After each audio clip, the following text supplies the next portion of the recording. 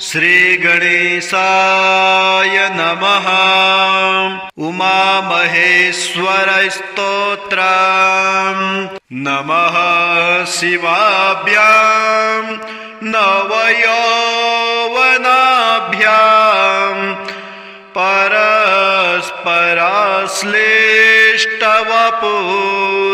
परस्पराश्लिष्टवपुर्धराभ्यां नगेन्द्रकन्या वृषकेतनाभ्यां नमो नमः शंकर पार्वतीभ्यां नमः शिवाभ्यां सरसोत्सवाभ्यां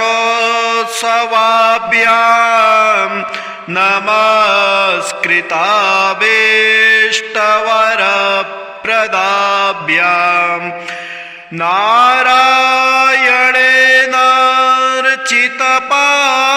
नारायणेनार्चितपादुकाभ्यां नमो नमः शंकर पार्वतीभ्यां नमः शिवाभ्यां वृषवाहनाभ्यां विरिञ्चि विष्णुवन्द्रसुपूजिताभ्यां विभूतिपाटीरविलेपनाभ्यां नमो नमः शंकर पार्वतीभ्यां नमः शिवाभ्यां जगदेश्वराभ्यां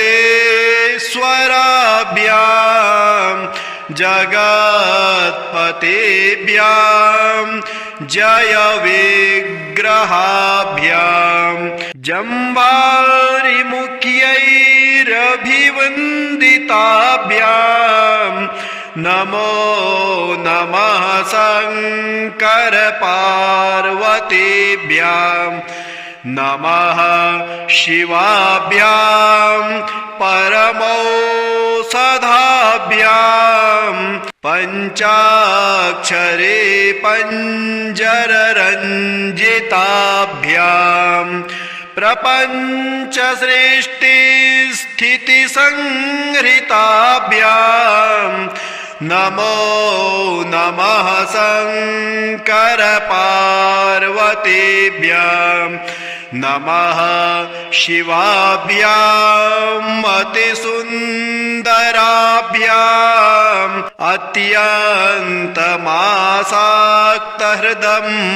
अत्यन्तमासाक्तहृदम्बुजाभ्यां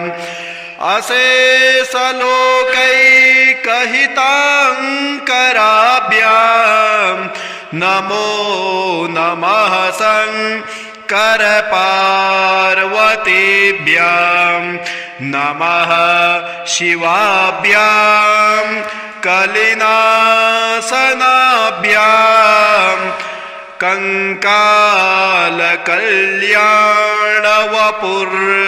कंकालकल्याणवपुर्धराभ्यां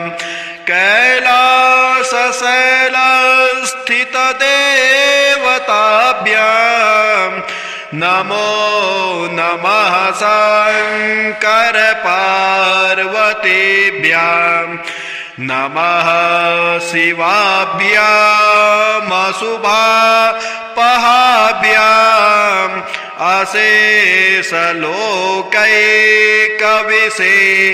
अशेषलोकैकविशेषिताभ्यां अकुण्ठिताभ्यां स्मृतिसंभृताभ्यां नमो नमः शंकर पार्वतीभ्यां नमः शिवाभ्यां रथवाहनाभ्यां रवीन्दुवैश्वानरलोचनाभ्यां राकाशशाङ्का भमुकाम्बुजाभ्यां नमो नमः शंकर पार्वतीभ्यां नमः शिवाभ्यां जटिलन्धराभ्यां जरामृताभ्यां च विवर्जिताभ्याम् जनार्दनाब्जोऽब्धभवपूजिताभ्याम् नमो नमः शङ्कर पार्वतीभ्याम् नमः शिवाभ्याम् वृषमेक्षणाभ्याम् बिल्वच्छदामल्लिकदम् वृदाभ्याम् शोभावती शान्तवती स्वराभ्याम् नमो नमः शङ्कर पार्वतीभ्याम् नमः शिवाभ्याम् पशुपालकाभ्याम्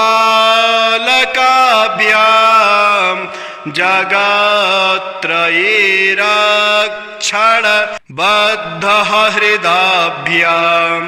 समस्तदेवा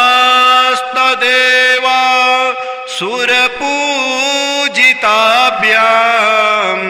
नमो नमः शङ्कर पार्वतीभ्याम् स्तोत्रम् त्रिसन्ध्याम् शिवपार्वतीभ्याम् भक्त्या पठेद्वा दशकम् नरो यः सर्वसौभाग्यफलानि भुक्ते शतायुरान्ते शिवलोकमेति। पार्वती वल्लभ नीलकण्ठाष्टकम् नमो भूतनाथम् नमो देवदेवम् नमः कालकालम् नमो देव्यतेजः नमः कामभस्मम् नमत्शान्तशीलम् भजे पार्वती वल्लभं नीलकण्ठम् सदा तीर्थसिद्धं सदा भक्तरक्षं सदा सेवपूज्यं सदा शुभ्रभस्मं सदा ध्यानयुक्तं सदा ज्ञानकल्पं भजे पार्वती वल्लभं नीलकण्ठं शंसाने शयानं महास्थानवासं शरीरं गजाननं सदा चर्मवेष्टं पिशाचाधिनाथं पशूनां प्रतिष्ठं भजे पार्वती वल्लभं नीलकण्ठं फणिनागकण्ठे भुजङ्गाद्यनेकं गले रुण्डमालं महावीरशूरम् कटिव्याघ्रचर्मं चिताभस्मलेपं भजे पार्वती वल्लभं नीलकण्ठं शिरस्सोद्धगङ्गा शिवा वामभागं बृहद्दीर्घकेशं सदा मां त्रिनेत्रं फणिनागकर्णं सदा बालचन्द्रं भजे पार्वती वल्लभं नीलकण्ठं करे शूलधारं महाकाष्ठनाशं सुरेशं परेशं महेशं जनेशं धनेशस्तुतेशं ध्वजेशं गिरीशं भजे पार्वते वल्लभं नीलकण्ठम् उदानं सुदानं सुकैलासवासं धरा निर्धरं संस्थितं ह्यादिदेवम् अजं हेमकल्पद्रुमं कल्पसेव्यं भजे पार्वती वल्लभं नीलकण्ठम् मुनीनां वरेण्यं गुणं रूपवर्णं द्विजानं पठन्तं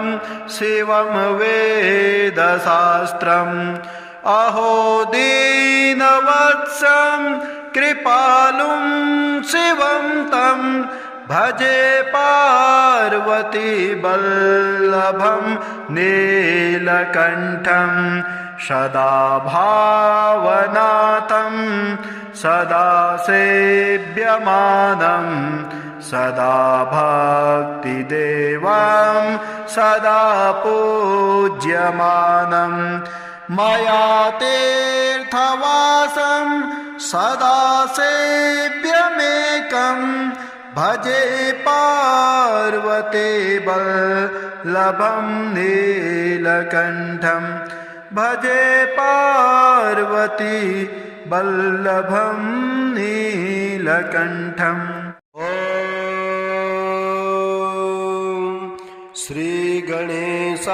श्रीगणेशाय नमः। कालभैरवाष्टकम् देवराजसेभ्यमान पावनादिपङ्कजम् व्यालयज्ञसूत्रमिन्दुशेखरं कृपाकरं नारदादियोगवृन्दवन्दितं दिगम्बरं काशिकापुराधिनाथ कालभैरवं भजे भानुकोटि भास्वरं भवाब्धितारकं परं नीलकण्ठमाप्सित्यर्थदायकं त्रिलोचनं कालकालमम्बुजाक्षमक्षशूलमक्षरम् काशिकापुराधिनाथ कालभैरवं भजे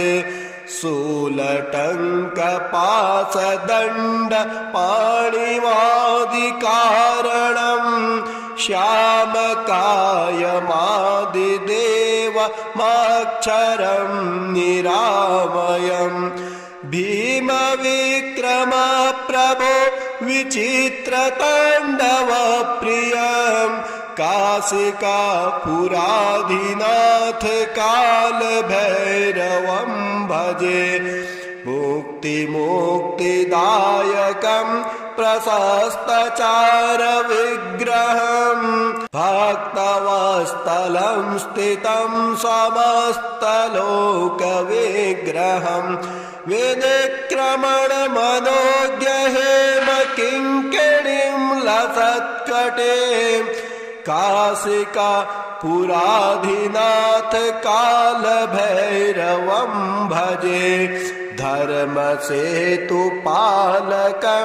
त्वधर्ममार्गनाशकं कर्मपाशमोचकं सुशर्मदायकं विभुं स्वर्णवर्णशेषपाश शोभिताङ्गमण्डलं काशिकापुराधिनाथ कालभैरवं भजे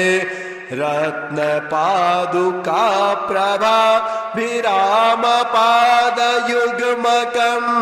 नित्यमद्वितीयमिष्टदैवतं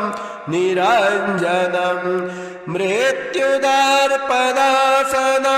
करालदृष्टमोक्षणं काशिका पुराधिनाथ कालभैरवं भजे अट्टहास भिन्न पद्म जण्डकोश सन्तते दृष्टिपात नष्ट पाप जालमग्रशासनम् अष्टसिद्धिदायकं कपालिमालिकन्धरम् काशिका पुराधिनाथ कालभैरवं भजे भूतसङ्घनायकं विशालकीर्तिदायकं काशीवास लोकपुण्यपापशोधकं विभुं नीतिमार्गकोविदं पुरातनं जगत्पतें काशिका पुराधिनाथ कालभैरवं भजे कालभैरवाष्टकं पठन्ति ये मनोहरं ज्ञानमुक्ति साधनं विचित्रपुण्यवर्धनम् शोकमोहदैन्यलोभ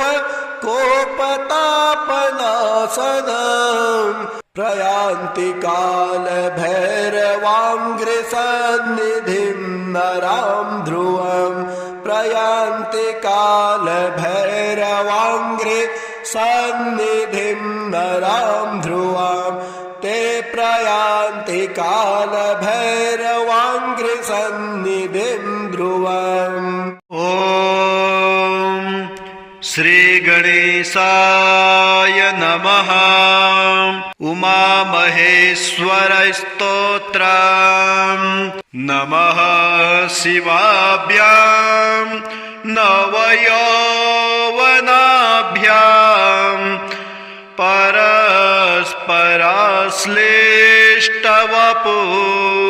परस्पराश्लिष्टवपुर्धराभ्यां नगेन्द्रकन्या वृषकेतनाभ्यां नमो नमः शङ्कर पार्वतीभ्यां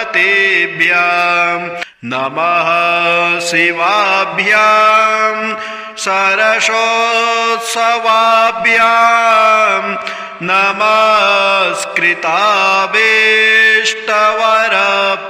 नमस्कृताभीष्टवरप्रदाभ्यां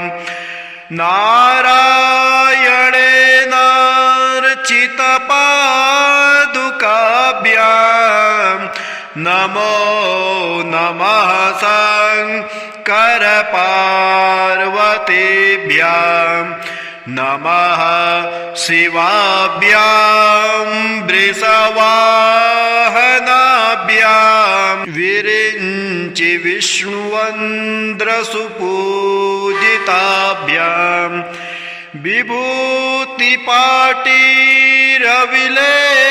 विभूतिपाटीरविलेपनाभ्यां नमो नमः शङ्कर पार्वतीभ्यां नमः शिवाभ्यां जगदेश्वराभ्यां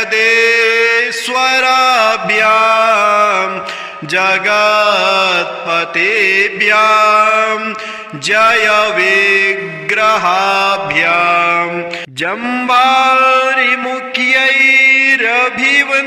जम्बारिमुख्यैरभिवन्दिताभ्यां नमो नमः शङ्कर पार्वतीभ्यां नमः शिवाभ्यां परमौषधाभ्यां पञ्चाक्षरे पञ्जररञ्जिताभ्यां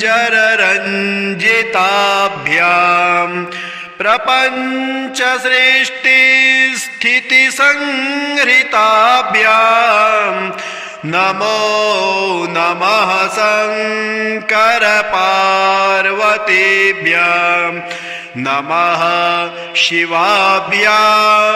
अतिसुन्दराभ्याम् अत्यन्तमासाक्तहृदम्बुजाभ्याम्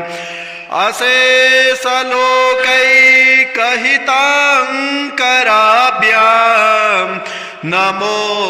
नमः शङ्करपार्वतीभ्याम्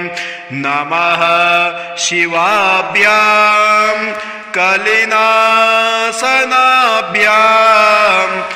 कंकालकल्याणवपुर्धराभ्याम् कैलासशैलस्थितदेवताभ्याम् नमो नमः शङ्करपार्वतीभ्याम् नमः शिवाभ्यामशुभापहाभ्याम्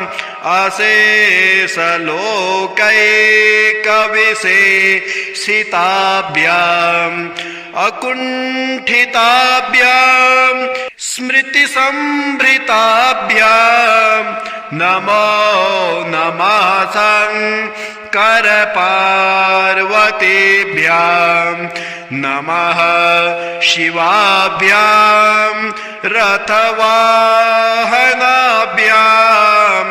रवीन्दुवैश्वानरलोचनाभ्याम् राकाससाङ्का भमुकाम्बुजाभ्याम् नमो नमः शङ्करपार्वतीभ्याम्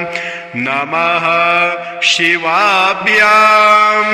जटिलन्धराभ्याम् जरामृताभ्याम् च विवर्जिताभ्याम् जनार्दनाब्जोग्धभवपूजिताभ्याम् नमो नमः शङ्करपार्वतीभ्याम् नमः शिवाभ्याम् वृषमेक्षणाभ्याम् बिल्वच्छदामल्लिकदम् वृदाभ्याम् शोभावती शान्तवती स्वराभ्याम् नमो नमः शङ्करपार्वतीभ्याम् नमः शिवाभ्याम् पशुपालकाभ्याम्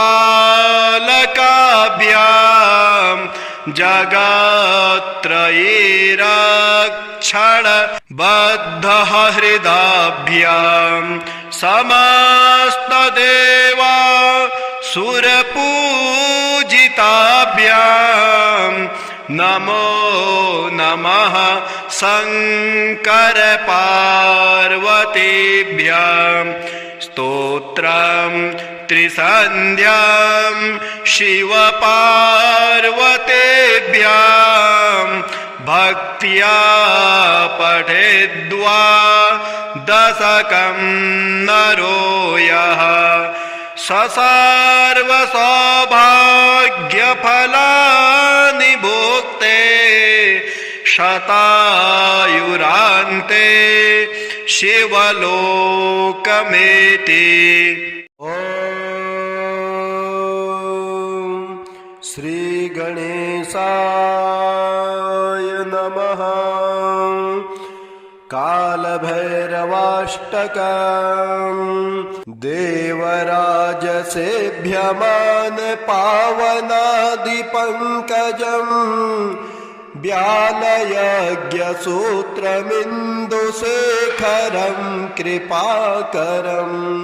नारदादियोगवृन्दवन्दितं दिगम्बरं काशिकापुराधिनाथ कालभैरवं भजे भानुकोटि भास्वरं भवाब्धितारकं परं नीलकण्ठमाप्सित्यर्थदायकं त्रिलोचनं कालकालमम्बुजाक्षमक्षशूलमक्षरम् काशिका पुराधिनाथ कालभैरवं भजे शूलटङ्कपाशदण्ड पाणिवादिकारणं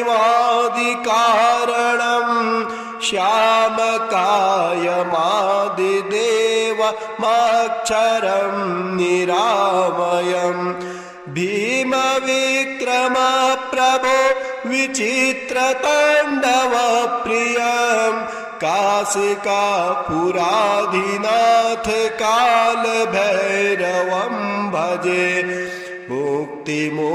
मुक्तिदायकं प्रशस्तचारविग्रहं भक्तवत्सलं स्थितं समस्तलोकविग्रहं विनिक्रमणमनोज्ञहेम किङ्किणीं लसत्कटीं काशिका पुराधिनाथ कालभैरवं भजे धर्मसेतुपालकं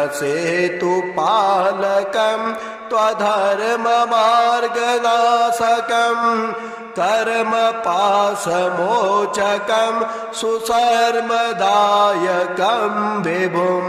स्वर्णवर्णशेषपाश शोभिताङ्गमण्डलं काशिका पुराधिनाथ कालभैरवं भजे रत्नपादुकाप्रभा विरामपादयुग्मकं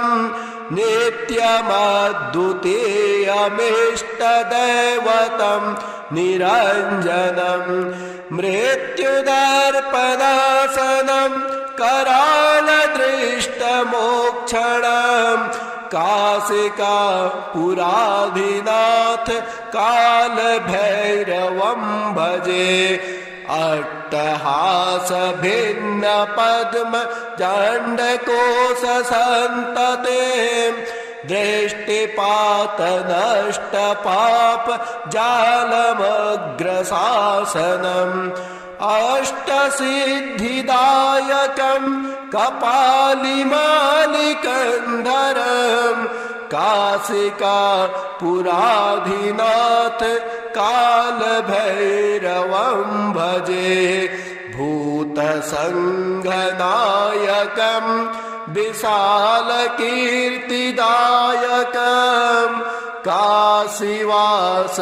लोकपुण्यपापशोधकं विभुं नीतिमार्गकोविदं पुरातनं जगत्पतें काशिका पुराधिनाथ कालभैरवं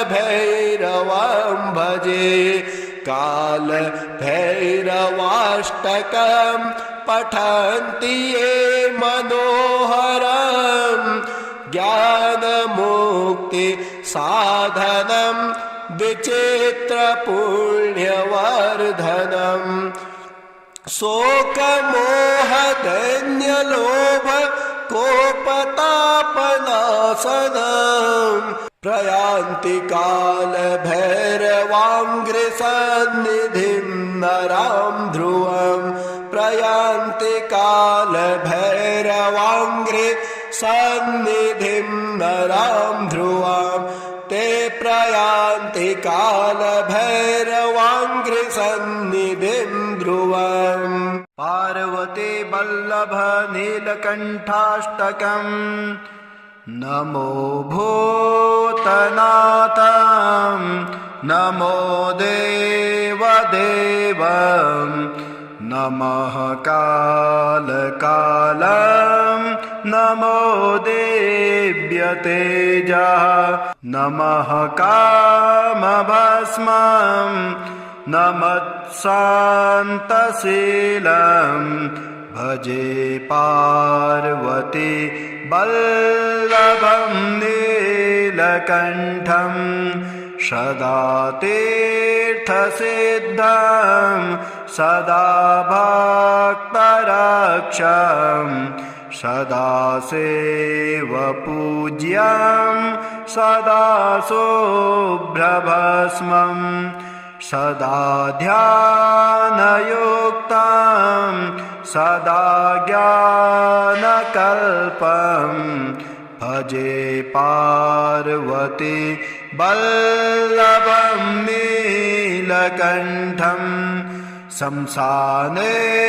शयानं महास्थानवासं शरीरं गजाननं सदा चर्मवेष्टं पिशाचाधिनाथं पशूनां प्रतिष्ठं भजे पार्वती वल्लभं नीलकण्ठं फणिनागकण्ठे भुजङ्गाद्यनेकं गले रुण्डमालं महावीरशूरं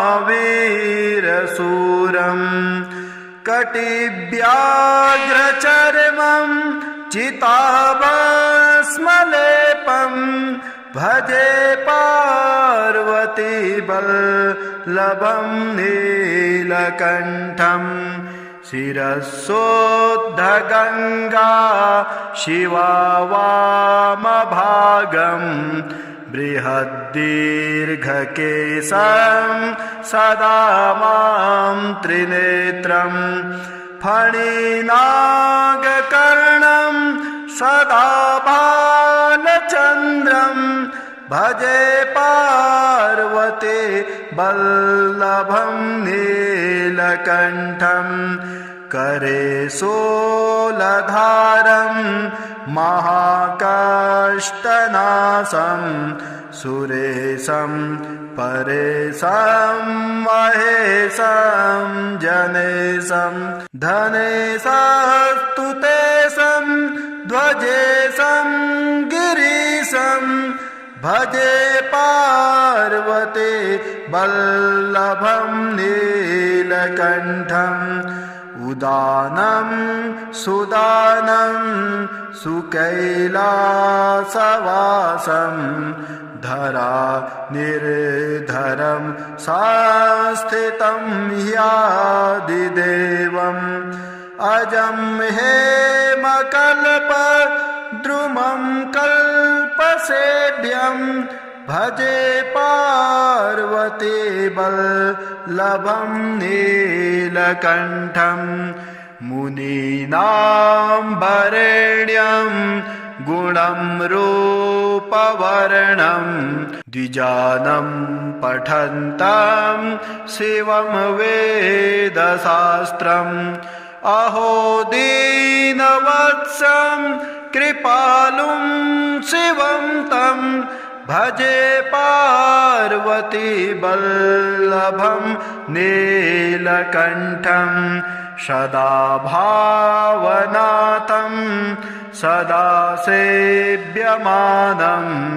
सदा भक्तिदेवं सदा पूज्यमानं मया तीर्थवासं सदा सेव्यमेकं भजे पार्वती वल्लभं नीलकण्ठं भजे पार्वती वल्लभं नीलकण्ठम्।